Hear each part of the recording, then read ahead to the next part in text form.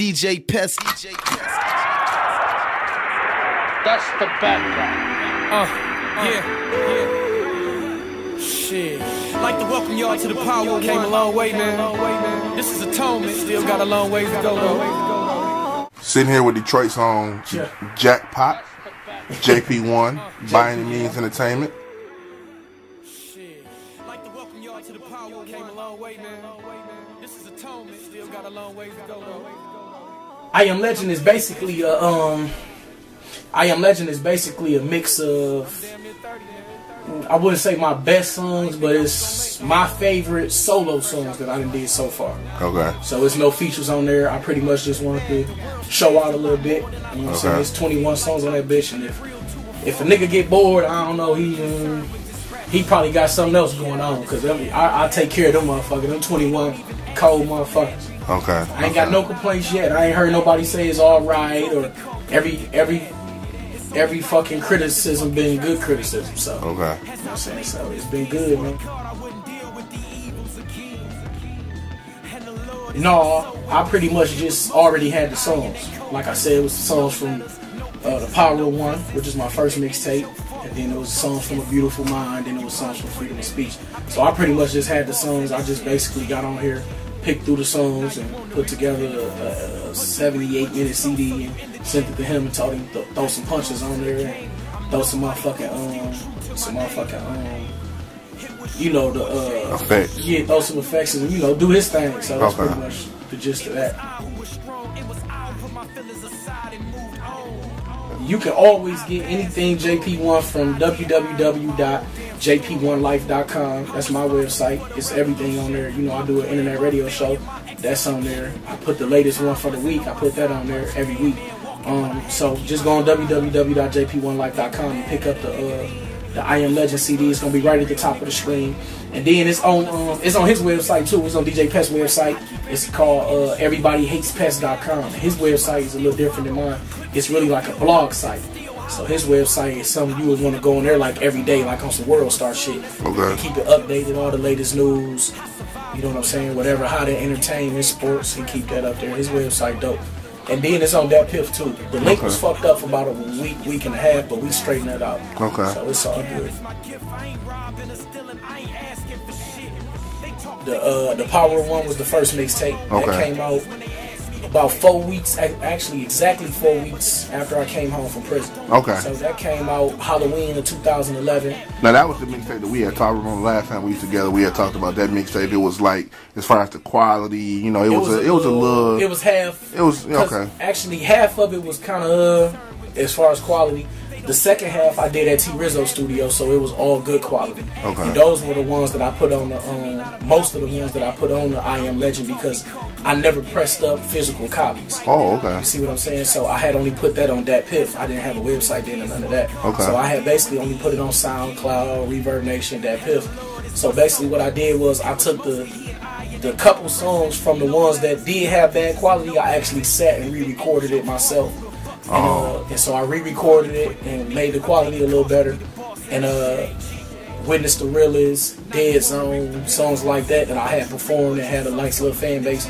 I re-recorded them and I put them on the I Am Legend, so we can press up copies and it wouldn't be like I'm going backwards by just pressing up the Power of One. Okay. So half of I Am Legend is actually the good songs or my favorite songs from the Power of One. Okay. I took it in, you know what I'm saying, I put that together, and then I basically picked through A Beautiful Mind, which came out the beginning of 2012, like January 2012.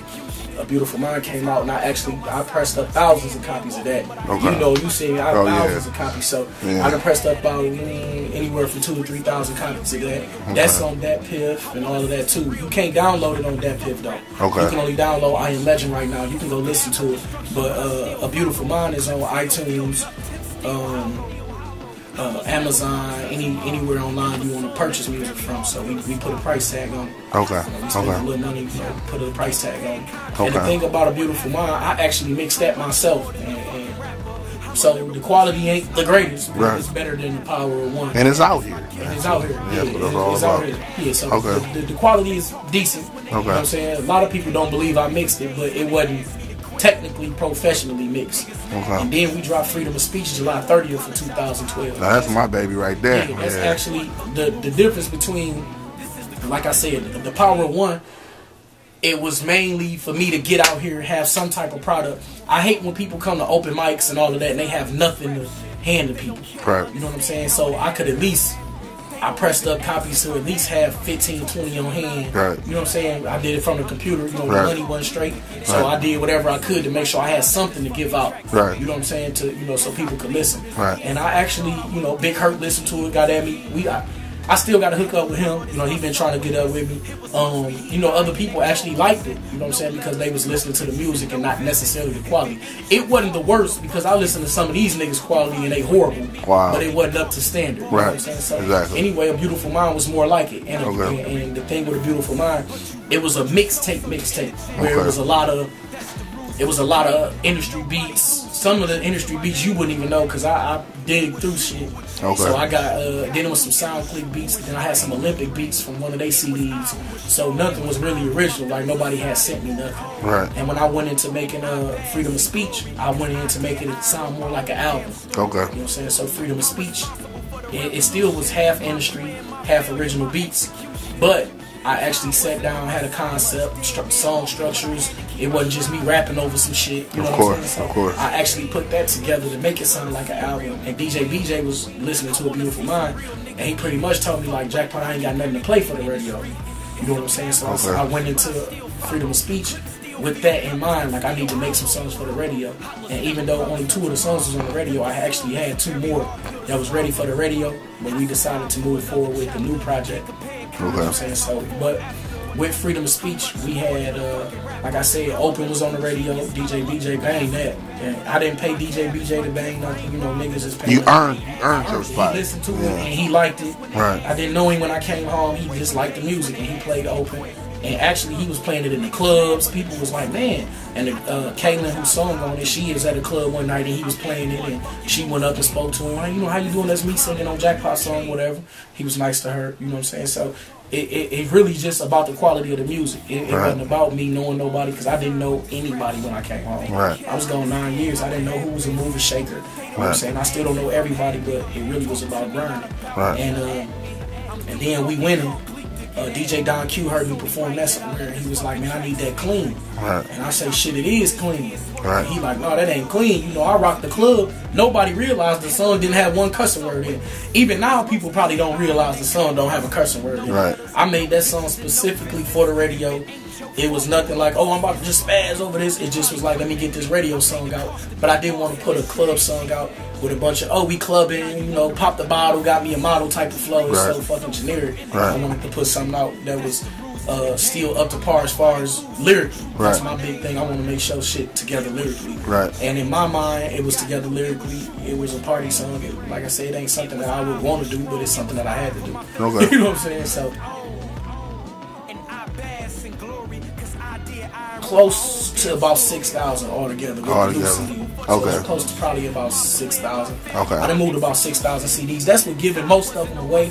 I didn't sell a whole bunch of them because it's still like promo, but I still got some more. I got some new copies of Freedom of Speech here. Okay. So I still got some more. There's another couple hundred copies, and of course I got the flyers for the Freedom of Speech CDs somewhere. You know that's me. Okay. So anyway, though, we doing that, and basically I done moved a lot of copies. In my mind, it still ain't enough copies. You know what I'm saying? In my mind, I need to be every release. I need to move at least 15. Okay. You know what I'm saying? That's a successful local thing to me. To move 15 to 25,000 copies is successful as far as being independent and local. Now, is that whether they sold or given away, or are you talking more sold? I'm speaking sold. Okay. You know what I'm saying? Because I could go give away to 20,000 CDs. You know what I'm saying? I'm really, even when I get a CDs where I'm like, man, you listen to rap. I don't just want to hand you a CD and you throw it in the back of your truck. You know what I'm saying? Or your kids use it as a frisbee. Right. You know what I'm saying? So it still got to be some type of method to the madness. You know what I mean? You can't just give away, you know, I don't give away 20,000. You can give away many fucking CDs you want to. You could just go press up 5,000 CDs and put a box in the middle of the market. Right. I got 2 videos on there, and shit, this year. So I started this year. I know everybody say, you know, this year my year, this year my year, this year my year. So for 2013, I made sure when I said it was my year, I was gonna make it my year. Right. So what I did was in January I put a video on World Star, and in February I put a video on World Star. The first video got more views because it was a World Star type of video as far as ass and titties. Right. So shout out to the strippers from there. You know, they work at Sphinx. Shout out to them. They came through, did the video for me. Shout out to Cherokees, because I noticed that that's where y'all filmed it at the Highland Park. Oh yeah, right there at Highland Park. Shout out to her. You know my homeboy, the owner is his mama. Oh, okay. He was in the video too, so shout out to them. And basically, we shot the video with B Hughes. Yeah. B Hughes TV. We shot the video with B Hughes, and basically I went into that. Everything is me. So the video, anything, any idea you see, any covers you see, any song titles, everything is me. Right. So we went into the video. I knew exactly what I wanted. I made the song to be commercial. I wanted the video to be straightforward World Star type of video. So it wasn't about, you know, oh, I got $1,000. I'm not into that. You know what I'm saying? Anybody know me know the money straight. It ain't about that though. It was about show the ass. Even when we were shooting the video, I'm telling B Hughes, don't worry about my shots. Right. Shoot the ass. Right. You know what I'm saying? He'll tell you. And I was sick as hell that day. You know, some people know, some people don't know. I was sick with pneumonia. And that was the first day I was sick. So I ended up in the hospital for a minute. I was sick for 3 weeks altogether. But that was the first day I had pneumonia. You know what I'm saying? I didn't know it was pneumonia, but I was fucked up, could barely stand up. And I was like Jordan, you know, when Jordan had the flu, I had to do the video. We had already paid for the location, paid the girls, so it was time to go. It's go time. So I made the video, and basically the video did good, man. It came out to be one of your most successful. Shit, the most successful. I think it's at like 240-some thousand on World Star. Wow. Real views. I ain't paid for no views. Wow. So those are real views. If I'm gonna pay for something, I have the money to pay for 1 million views. I'm not gonna pay for 200,000 views. Right. They real views. Some of the comments was negative. Let you know I ain't paid for shit. Right. You know what I'm saying? Right. So that was that. And then it's close to about 48,000 on YouTube. That's right now. You know what I'm saying? As of today, and that's successful to me. As far as the record labels, and every deal ain't a good deal. Yeah, I you know what that. I'm saying? So I had something thrown my way last year, even before all of this shit. You know what I'm saying? And the money ain't right. You know what I'm saying? Right. So I said that in one of my newest songs too. You know, it was at least $250,000 short. Right. You know what I'm saying? Right. So you can't give a nigga like me a $50,000 deal and expect me to sign it. I ain't, you know.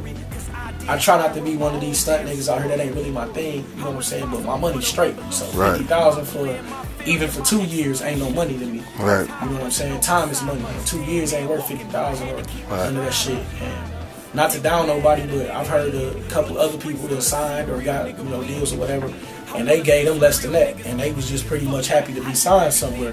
Wow. And basically, with all the things I'm doing, it's no need for me to sign a deal just to sign a deal. Right. You understand? So, and then what a lot of people don't realize is, like the local labels, I pretty much heard from all of the decent local labels. You know what I'm saying? A lot of decent local labels from May West, Red Diamond, a couple more people, even Maniac hollered at me. You know, we supposed to sit down. No disrespect to none of the people, none of them, but a lot of they artists ain't doing what I'm doing. You know what I'm saying? So in my mind, once I decided to go independent and I knew everything was on my back, I made up my mind to take it bigger than what everybody doing here. Right. And I'm not the most known person in Detroit. I'm not, you know, claiming to be that. But a lot of the people who think they on my level not really on my level. Cause you know what I'm saying? Like, honestly, bro, I had 3 songs on the radio in the last 9 months. You know what I'm saying? 2 different stations. You know, both of the big stations. I got videos on World Star. You ain't there yet. You know what I'm saying? Yeah. Like, you know what I'm saying? Certain people just, you know, they think, because if I pull up to the open mic, I'm usually by myself and I come through Rocket, and you might not know me. You might think like, oh man, you know, he doing what I'm doing. And to be honest, I'm not. You know what I'm right. But at the end of the day, like I said, I seen one of your stats on Facebook, and you said a lot of cats they want to shine, but they don't want to grind. Oh yeah, I just put that up when today or something. Yeah, I was. So the bottom line is, man, a lot of people were looking at music and modeling and whatever else, man. They looking at this stuff like it's a quick lick. Yeah. You know what I'm saying? And We was talking earlier, and I've been home 18 months exactly. And in these 18 months, it ain't nobody. I don't think. I think you didn't achieve more in 18 months than most cats can achieve in their whole life. It probably is, and I'm a lot further than a lot of these cats, and they don't want to admit it. But and you're not being cocky about it. I'm very humble. I'm very humble. People meet me and think like, because of the stats, you will read the stats on Facebook. I speak my mind a certain way. I'm kind of direct. So it'll seem like I'm just smelling myself, and I'm not that. Anybody meet me, I'm real cool. Right. I got a couple jokes. I got a little, a little arrogant streak. You know what I'm saying? But you need that growing up in this world. You know what I'm saying? Right. Because it's a competitive, it's a competitive game out here. So you gotta have some type of confidence. But other than that, I'm real laid back, man. And that's why I wanted to do the videos and stuff, and start doing some little interviews and showing y'all, man, I'm real cool. DJ Pest. That's the bad guy. Yeah. Shit. I'd like to welcome y'all to the power. Came a long way, man. This is atonement. Still got a long ways to go, though. I'm prepared for this journey. Shit, I'm damn near 30, man. I ain't think I was gonna make it. Fresh out the joint. 9 years and shit. The world's changed a lot more than I thought. Feel like I'm keeping it real to a fault. People only concerned with this rap shit. They don't care to understand how it happens. They don't even ask if I'm happy.